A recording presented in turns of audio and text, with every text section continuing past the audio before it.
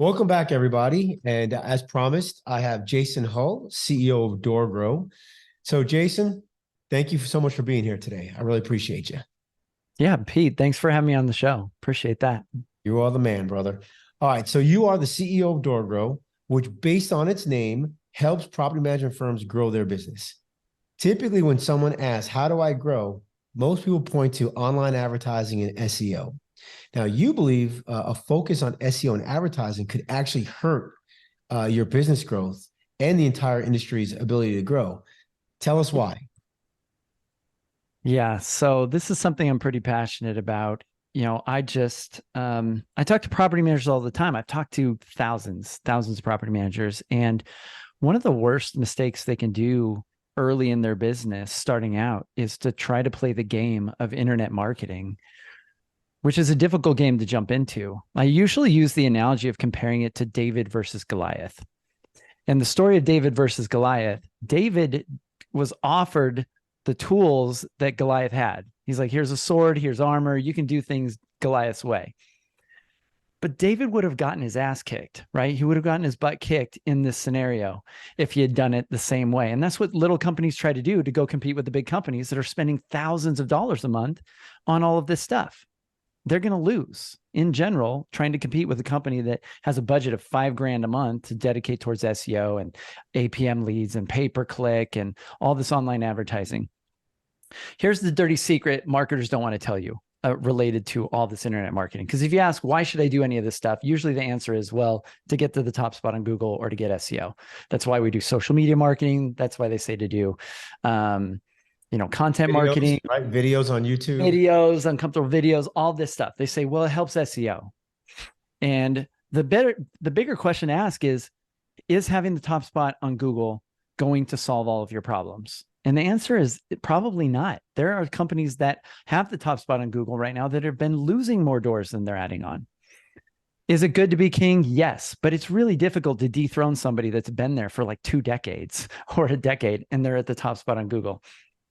So the thing to realize is this, and marketers don't want to tell you this, is that the coldest, worst leads are the ones that are searching on the internet. They're the ones at the very end of the sales cycle. They're basically the leftover scraps that fell off the good word of mouth table. This is what's left over searching online.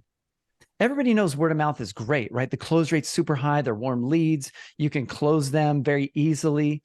But then they get into cold lead marketing and they assume, well, all leads are the same, and it's not true. Cold leads are not the same as warm leads. Cold leads do not know you, trust you, or like you yet. And so you then have to play this game. But at the end of the sales cycle, after they're already shopping and looking around online, you now are just a commodity to them. So at that point, once you're a commodity, they're just looking for the lowest price. So now you're dealing with all the cheapos. And so psychologically, there's 3 types of buyers. I call them premiums, normals, and cheapos. Normals are like 60%, the majority. And what's left over at the end of the sales cycle that are searching on Google are usually the cheapos. And so if you build an entire portfolio of cheap owners where they're hyper price sensitive and they view you as a commodity, that's a grind as a property management business owner.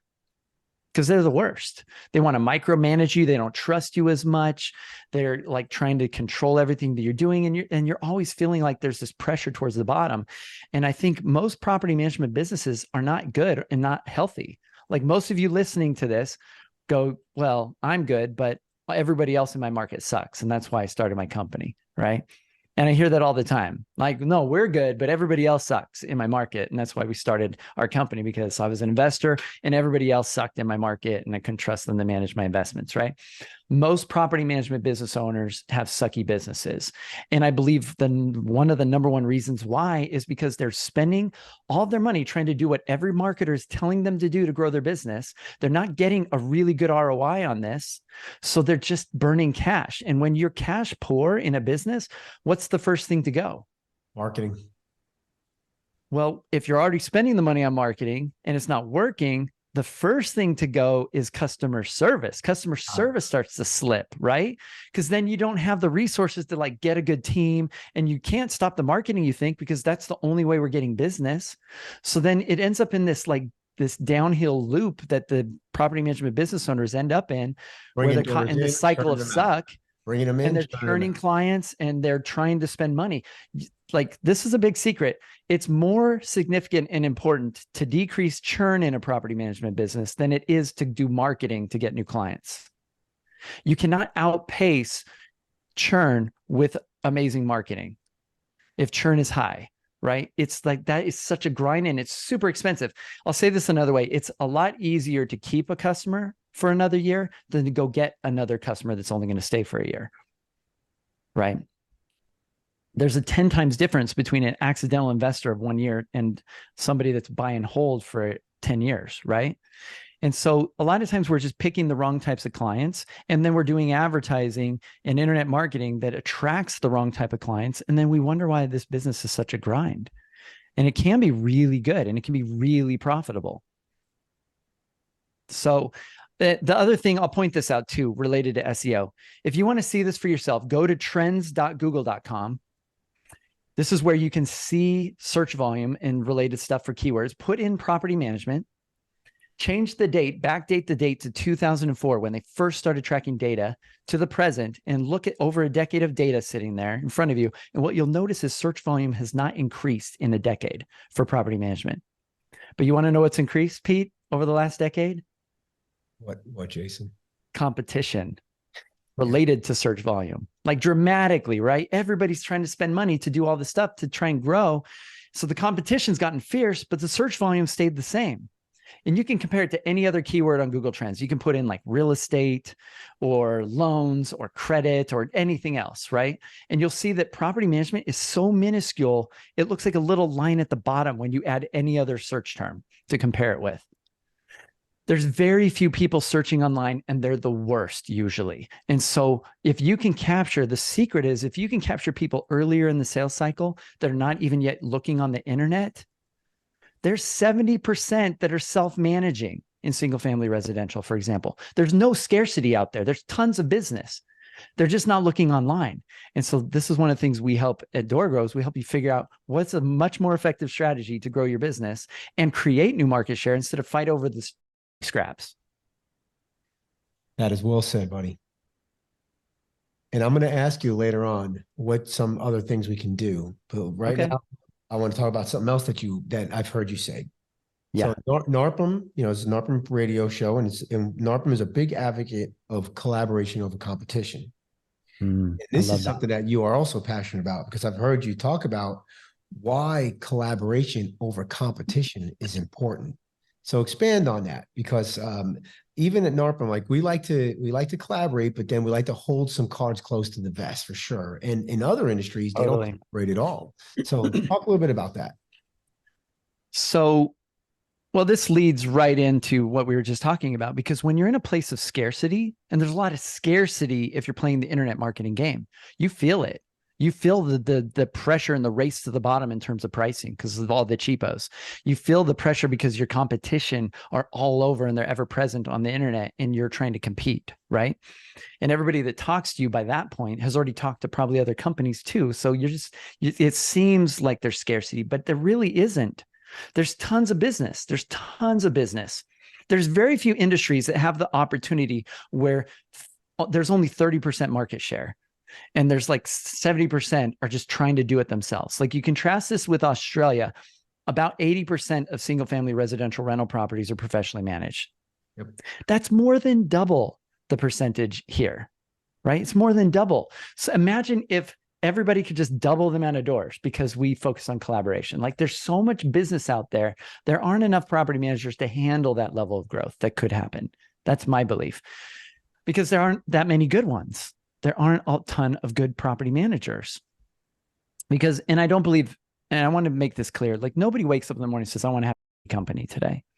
I want to be a business owner. I don't want to have a company, but business is hard. Business can be really hard. And when we don't have the right especially system, this business, especially this business, if we don't have the right system, then we're going to have to make a ton of mistakes to eventually build a system that works. And property management can be death by 1,000 cuts. You have 500 doors and 2 problems per door. That's 1,000 cuts, right? It can, like, this can be a very systemizable, healthy MRR type of business where you have monthly residual, revenue, or it can be death by 1,000 cuts, like every month. I mean, I've had clients come to me that had 500 units and had 0 profit in their business. The average profit margin in this industry is super low. It's super low. Yeah. Yet there's these outliers, like some of our clients that have 40% profit margin or greater. And it's absolutely possible. Anybody can do this if they have the right system. And so collaboration over competition is created by scarcity, by this false scarcity that people see or perceive exists.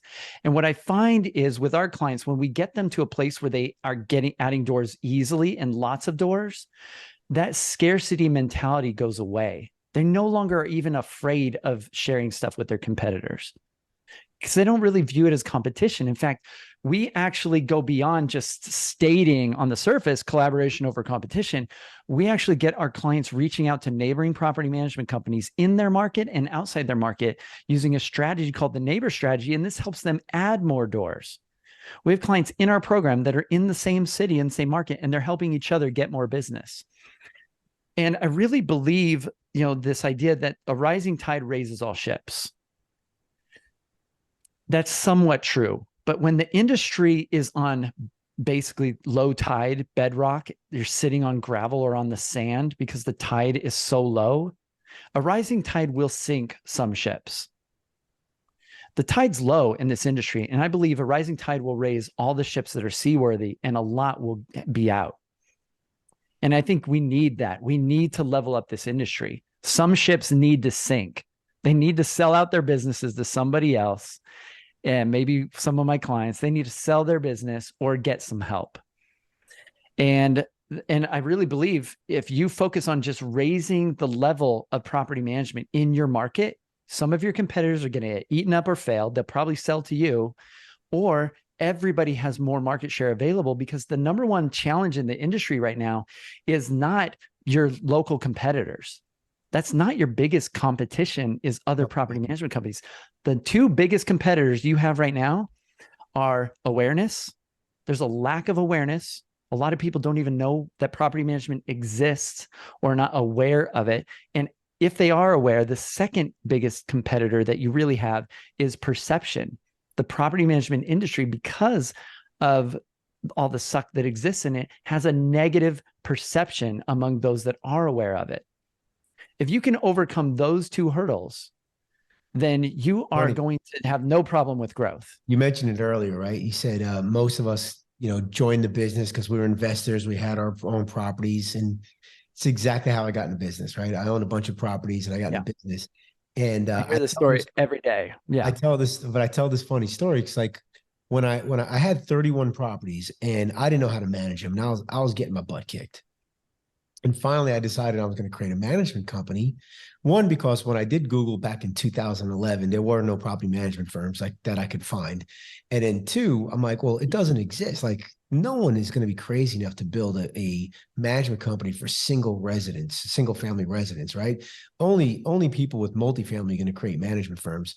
So I thought, Jason, I created the industry. Right. I'm like, oh, single family property management. I created Feels like that. And then I find NARPM like a year later. I'm like, oh, there's thousands, not even hundreds, thousands of people that do what I'm doing, and way better than the way I do it. So, but you're right. Like, I didn't know about it. Right. And perception was that no one's going to manage my property as good as me. And I had no idea that existed. So sometimes I call NARPM the best kept secret out there, which is not a good thing. That's the best kept secret, but yeah. So I'm right with you, man. So I think that was interesting. I think the challenge is that in the early stage of an entrepreneur's journey, we always isolate. This is everybody's story, usually in the beginning. We think it's all up to us. It's all on our shoulders, and there's nobody else like me. Nobody else that can help. Yeah. Because, we're weird. If you compare us to the majority of the people on the planet, we're the weirdos that somehow wake up in the morning and we think, I would rather have freedom and fulfillment than safety and certainty. And that's not most people. Most people on the planet would rather have safety and certainty. That's a higher priority to them than having freedom and fulfillment in their day to day. And when people that want freedom and fulfillment, they also want contribution. They want to make a difference. But most people on the planet would rather have safety and certainty first and then benefit other people, right? Which Entrepreneurs, we're weird. We're so different. And because we're so weird and so different, life's really hard for us when we're young. We don't fit in. We're these weird rebels in school that like question everything and like get put down because we're not following the status quo. We look at the world and we walk into places and we're like, this, we could solve problems. This could be better. That's what a business is to solve a real problem. Yeah. How many times you walk into a business and you're like, oh man, well, they could do this and this, and if they did this, and I can help this, and how come they're not marketing this, right? You talk about that. You know, when I was an employee for 20 years before I became a business owner, and you talk about that safety and security. Every company I worked for in those 20 years, about 4 or 5 different companies, no longer exist today. And so talk about that safety and security, right? Like when I was an employee in my last company, I actually never felt safe and secure. And that's why I started my own company. And I'm like, that's going to be, that's going to make it more, I'm going to be more safe. I'm going to have more control, right? I'm going to bet on myself versus betting on some CEO, some company that I work for that I never meet except for the company meetings, you know? Yeah. Yeah. And so that's part of the entrepreneurial journey is we start out isolating. We think nobody else is like me because we get so much friction from the world. The world's always telling us like, slow down, or why don't you just get a job, or, or whatever.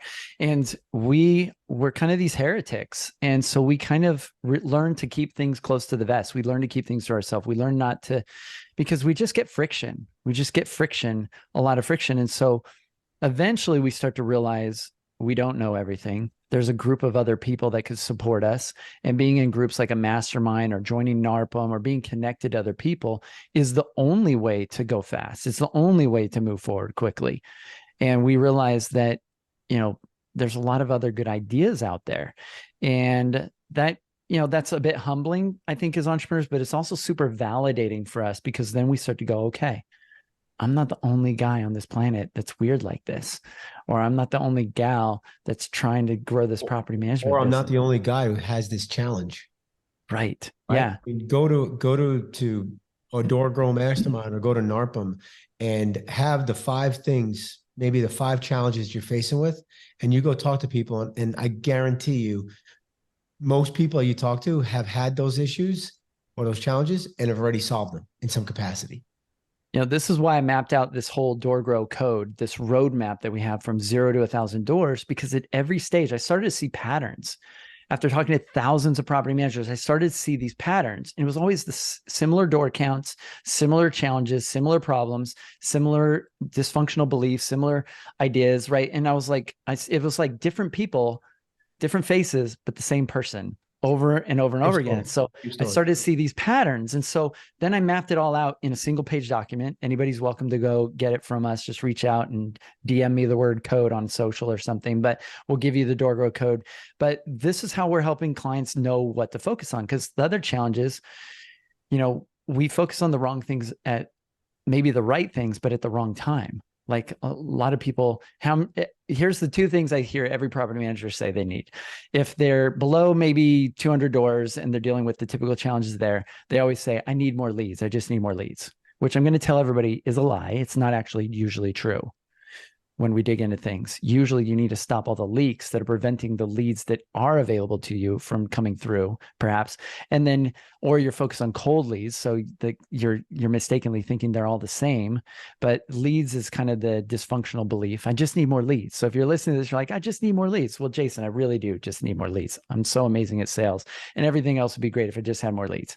Cool. Maybe we should talk and I might blow your mind. All right. The second thing, like once they're a little larger, maybe 200 to 400 doors or bigger, usually the challenge there is they think I just need more processes. That's all I need. I just need more processes. Processes break around 300 doors is what I found. Yeah. I just need more processes. That's all I need. And that's also a misnomer because usually at that stage, sorry to tell you this, what I find is everybody thinks they need more processes and what they actually need is a better team. What they actually need are better people, and Yeah, they I actually needed need that better too. culture. I needed that too. Yeah, that's a good call. So I've seen this over and over and over again. And, uh, uh, having the right system for creating the right culture and the right hiring and the right team will change everybody's life at that stage. And so usually you just need a better team. And my way, people are always like, no, my team's great. I hear this all the time. Here's how I destroy that. If you still have an entire team, if you have an entire team, you're 200 to 400 doors or bigger, and you have an entire team, and your day to day is still not fun, and you're still wearing hats you don't enjoy wearing, and you're asking yourself the question, why won't my team think for themselves? You, by default, that proves you have the wrong team. You can do whatever you want in the business, and you're still wearing all the hats that you don't enjoy. And then you built a team that's the puzzle piece you created of yourself. And then you built an entire puzzle piece of people around you. You by default have the wrong team. And so usually we have to get All clarity right. on So you and then build the right team. what's the next thing to break after you get to about 800 doors or 600 to 800 doors? So nobody breaks 600 doors without good culture. That's what I find. Like, you have to have a really good team and really good culture. And usually the people that do it, they break the 600 door barrier. They do it by Russian roulette. Like, it's just, they've been doing this for a decade or two. And just over time, they've eventually finally gotten a good team. If they lost that team, they have almost no clue how to replace everybody perfectly. It would be like a catastrophe, right? But they've done it through Russian roulette. They finally got a good team, but they don't have a good system for creating a good team. 600 to 800 doors, usually at this stage, they start to try and focus on, and people do this prematurely sometimes, but they try and focus on profit. I just need more KPIs. I need more metrics, which again means you just need a better team. A lot of times you don't really have to micromanage amazing people Yeah, with KPIs and metrics. I'll give you a quick story. So, it was around probably a little over 600 doors at the time, and my director of operations emails me. He says, "Hey, I'm giving my notice." Right, and I'm like, "Oh Oh my God." man. I'm like, "Oh my God, like this is the Yeah. worst thing ever." And she always walked around. She was always stressed out and everything. So she leaves, Yeah. and her email gets forwarded to me. Her phone gets forwarded to me. Like, now I'm the director of operations, right? Yeah. And I promise you, man, I didn't receive any emails or any phone calls. Matter of fact, when she left, my real estate team was happy she left. My property managers were happy she left, and my sales team was happy she left. I Oh didn't wow. Yeah. realize how much stress and chaos that she was creating inside the industry, inside our business. And Yeah. when she left, I ended up hiring somebody who's much better. The moral of the story is, no matter how good you think somebody is, if they leave, typically you place them with somebody better, typically, because you've learned a little bit more from that experience, and you're Yeah. able to hire somebody with a little bit of higher quality, or train them a little bit more on what you want. But yeah, I was, Yeah. man. That person that everybody's terrified leaves your company that you're afraid of. That's sometimes the very best thing that could ever happen to you, because the reason At the they're time, you so think it's the critical worst. is because you don't have their processes documented. You don't know where they spend their time or what they do. You don't have clarity. So you think they're so important, and they've built up really good job security because of this. Yep. And that means they often get to write their own ticket. They're like, oh, I just pay me this, right? Yep. We create so much more safety and security for ourselves as an entrepreneur when we have things documented and we have them document their processes. And that's the number one thing an operator should do. But I will say that the operator is the most important hire anyone will ever have in their business. They run the business. Yep. They take your vision and they make it all work, right? Yep. Yeah. But you need They're to make amazing sure that you have people the right if they're good. KPIs, and you have to make sure, like, yeah, you have to manage them, right? You can't advocate. You still have to delegate. You still have to manage. You still have to train. You still have to do all that stuff. All right. We got on lots of tangents here, but I want to go back, because we talked a lot about the internet marketing, SEO, and how that could be a big mistake early on. So if you, Jason Ho, had limited resources, owned a PM firm, what would be the first thing you would do to grow your business? Okay. Well, I definitely wouldn't do marketing or advertising first. That would not be my first step. I mean, really, sounds like a shameless plug, but we created a program for startups we call DoorGrow Foundations, and we have DoorGrow, like Startup Secrets. And we almost give it away currently. I don't know if we'll keep doing that, but it's like such a low price. It's ridiculous. I think it's like $95 or something. And we were going to charge a bunch more, but we created this because really we just want to help people get started the right way, because people are going to start. They're going to do it anyway, but they're going to do it poorly, and they're going to make a ton of costly mistakes. One of my coaches, Morgan, just talked to a potential client, and they had just spent 30 grand on their logo and their website with a branding agency. That's how they started. Wow. They could have bought a franchise for maybe that amount, maybe, I don't know, but then maybe that would have been a better decision. But I'm not a big fan of franchises either, because I feel like they also don't give people the right tools. They tell people to do SEO. They tell people to do marketing. And I've had several franchisees in our program that came to us because they were struggling to add doors and grow, and they were required to pay a certain amount of money towards marketing to the corporate. So what I would do first, Yeah. Oh, go ahead. Oh, go ahead. I was going to ask, what would you start first with? Yeah. So what I would start with first is I would start by first making a list of all of my resources. Like, who do I know currently? What do I know investors? And I then look at the industry. I do some Google searches to find out what resources are available in my market. Are there real estate investor groups? Are there meetup.com groups? What exists to facilitate my target audience or serve my target audience? I would get super clear on my target audience. Who do I really want? And then I would figure out, where do they hang out? And then I would just go get them. Like, I would go talk to them. So I'll share a quick growth strategy. My number one strategy I like to share with startups is, and this is what I would do, is product research interviews. So basically, I'd go hang out at these groups and meet some investors. And I would ask people, hey, you're an investor? Do you have rental properties? And they'd say, yeah, cool. How many units do you have? And if they say 4 or more, they're my best buddy, right? So what I'm going to do then is I'm going to say, oh my gosh, I'm working on starting a property management business. And I think it's going to be amazing, but there's a lot of things I don't know yet. I have questions. I would love to set up a time to chat with you and interview you and get some feedback on my idea. Would you be willing to do that? And most people want to give advice. They want to help you out, right? Yep. And so I would do 20 or 30 product research interviews, and I would interview these people. So we give our clients the script. We give them how to do this 4-phase process of doing that interview. That's really effective. But the basic idea is you interview these people, and during the interview, you get to pitch. Here's what I was thinking of doing, Fred. Like, what do you think, Fred? And you explain your business model and your pricing and all this. But before that, you identified all of their pain points. Why have you never worked with a property manager before? What concerns do you have? Oh, okay. So you're getting what are your biggest challenges with your rental properties now? What are you doing currently to manage your properties? Oh, do you enjoy that stuff? Oh, you don't love like doing leasing and maintenance coordination? That's not fun for you? You don't like late night phone calls from tenants? Oh, wow. Okay. Right. So I would take note of all this, and this gives you a wealth of data, a wealth of knowledge and language so you can communicate with your target audience. This is the beginning of knowing how to be a marketer. You need to know your target audience. You need to know their pain, and you need to know how they say it and write down how they say it. And you need to communicate in their way. This is what I do to get clients. I know so well, just based on the door count of a company, I can speak what's going on in their head secretly. And they're like, holy shit, this guy knows my problems.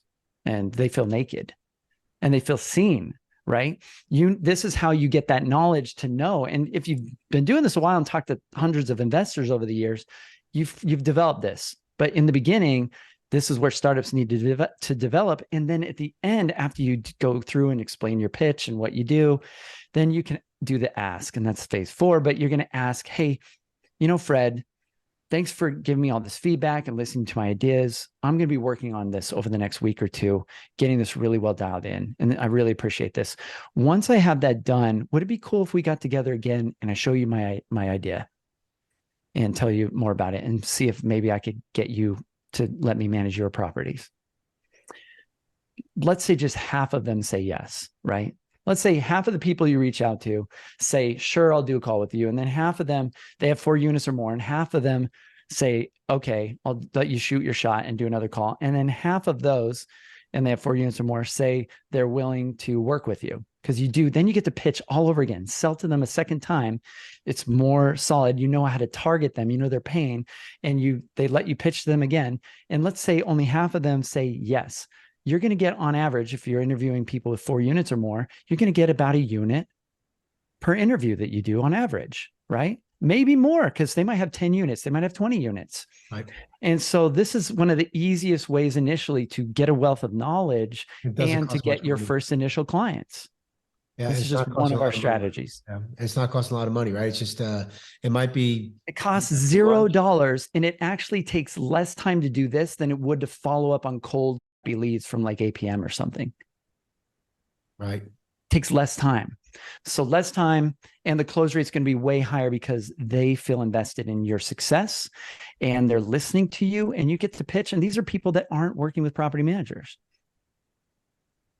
Blue ocean. I've heard you talk about property management is bigger than toilets, tenants, and turmoil. And a good property management can change the world. This reminds me of the story when we were trying to get to the moon, and they interview a janitor who works for NASA, and they said, "What's your job?" And he says, I'm getting a man on the moon. I'm helping getting a man on the moon, right? It's that whole mindset, right? So for those listening that are beat down, doing a daily grind, stuck in the daily thick of things, it's tough for us to see a much bigger picture. So, all right, let's end this on a great note. Tell us how good property management changes the world, buddy. How are we? Yeah, I really believe this. Ooh, I just got chills. Like, I really believe good property management changes the world. I know, like, it's hard. Like, I hear all the stories. I know my brother has a property management business. My dad had a property management business. He sold it to my brother eventually and exited. My wife had a property management business. And I've heard stories. Like, I have clients that I'm coaching, and they're going through tough stuff when they come to us, like hard stuff. You know, sometimes it's like compounding. It's like the business and divorce and like all, like I've had people like with cancer, like we have tough stuff. Life can be tough. Good property management, I really believe, can change the world because you get to have such an impact. Like, a real legitimate business solves a real problem, right? It's not snake oil. It solves a real problem in the marketplace. And here's why good property management changes the world. You solve the 3 largest problems, if you're a property manager, that exist in real estate investing. The 3 most complained about things probably on the planet, maybe, could be landlords, tenants, and rentals. Right? These are 3 of the most challenging and complained about things. I've started doing TikToks, and I'm like, the number 1 mistake people make with the rental property is not hiring a property manager. And the comments I get are hilarious because they're like, one of them said the number 1 mistake is them not offing themselves with a gun or something like this. Like, this is people's mentality. They hate landlords and they hate tenants, and it just depends on which side. You are the magical people, listen to this, that run a property management business. You make all 3 of these better. You make owners behave better. You make them better landlords. You make tenants behave better. You make them pay rent. You make sure they show up. Like, you make sure all these show up better. You make rental properties better. And there's a lot of rental properties out there. And there's a lot of families that are renters. And there's a lot of families that have rental properties that own them. And so this is a huge ripple effect that you get to have as a property manager. So don't sit there and think you're not really having an impact. If you have 100 doors, that could be 100 families that you're impacting that are renting from you, that you can make their life less stressful. You can make their life work a little bit better. You can make them step up and be a more reputable, solid human being, right? You have an impact on them, or you can, if you want to.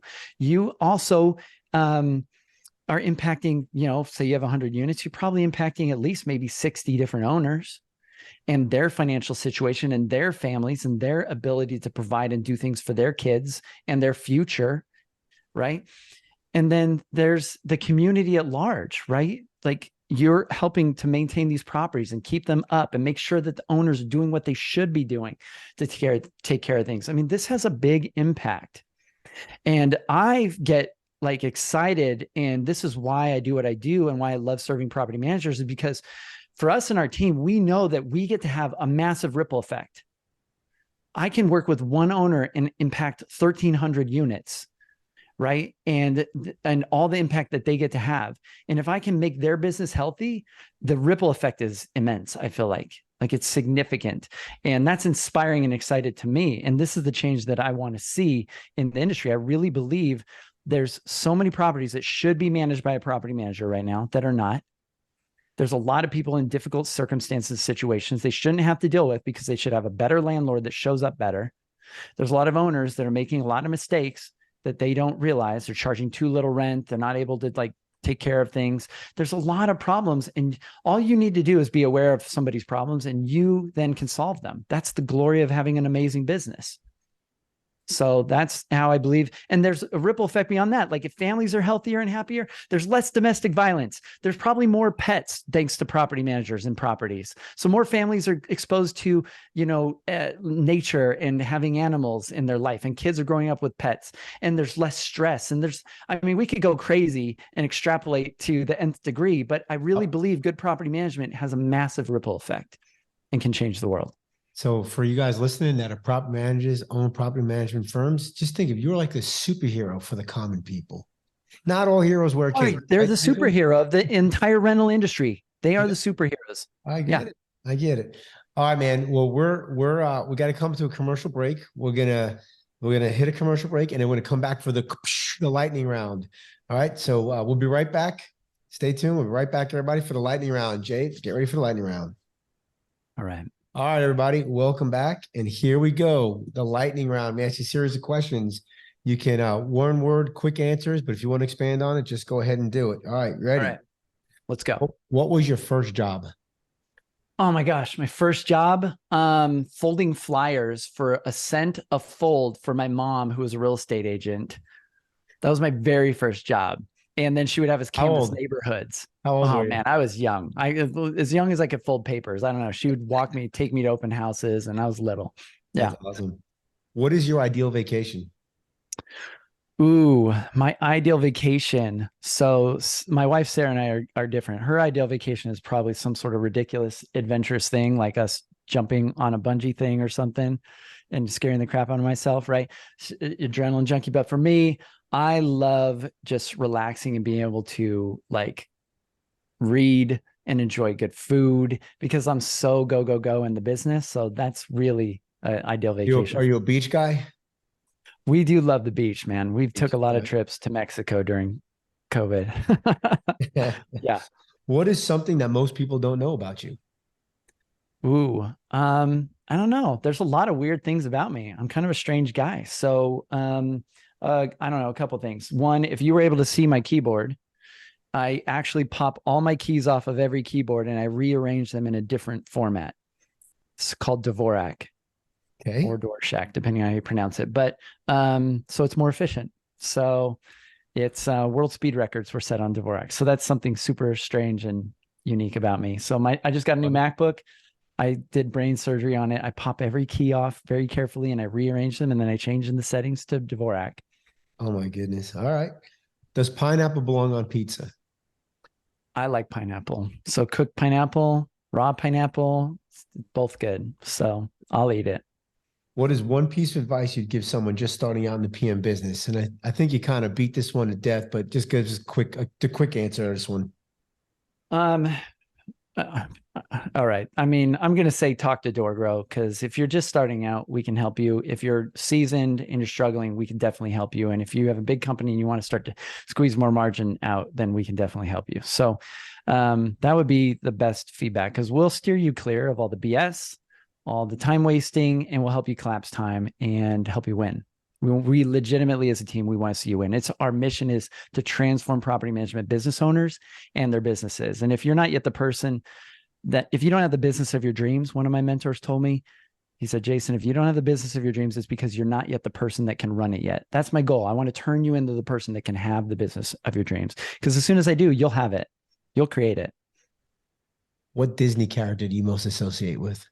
Disney character. Oh, man. Man, I don't know. What Disney character? I have no idea. I don't know. I've seen it every Disney movie. I've got one kids out there. How about what do you think? How about Goofy? Since you're changing keys on the keyboards and going to Goofy's kind of dumb though. I think I'm a little smarter than Goofy, but barely, just a little bit maybe. So I don't know. You know, it's funny. That's I'm one not of my, like a huge Disney fan lately with all their garbage politically, but if I were to pick a Disney character, I don't know. I think I've got the hustle of Aladdin, but maybe more ethics since he was stealing and stuff, right? Like so, but I liked his drive, you know. all right. What is one challenge you are facing in your business? Ooh, yeah. You know, our current challenge, we spent the whole last year not focusing on sales. Like we really weren't like bringing people into our mastermind, our program. It wasn't our focus. We were just focused on building out, making our program amazing. So we added tools, we added software, we had a lot of stuff. Like we have some really cool new stuff like DoorGrow Flow, the best process software out there. We've had all sorts of systems that we added. So now our expenses are high, which isn't normal for us. And so now we need to get more clients on. So that's our focus right now is lead generation and getting more clients on. And so this whole year, my focus is on lead generation and growth. Right? I got a solution for you. SEO, internet marketing. You should try it out. We already do that stuff. We What already do you do prefer, dogs or cats? that. Ooh, definitely dogs. I'm allergic to cats.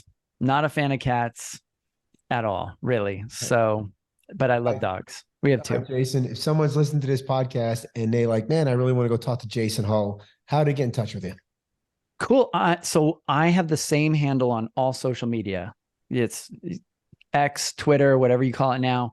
You know, Facebook, Instagram, whatever you use, Snapchat. I'm on everything as King Jason Hull, Hull. So just send me a DM on any social platform and we'll be buddies. So awesome. And the website? DoorGrow.com. DoorGrow.com. If you are interested in joining NARPM, if you listen to this and you're not a NARPM member, why are you not a NARPM member?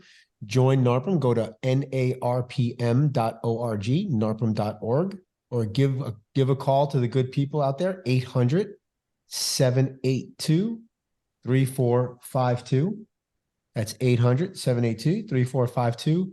And if you want to lower your expenses, Jason was talking about this earlier, one of the best ways is to hire virtual assistants. And one of the easiest ways to find them is go to vpmsolutions.com. We have over 30,000 people looking to work in the real estate, property management, and housing industry. That's vpmsolutions.com, or you can email me directly at pete@vpmsolutions.com. Jason, thanks so much. You did a fantastic job. Appreciate you being on the podcast. All right, everybody, we'll talk to you next time.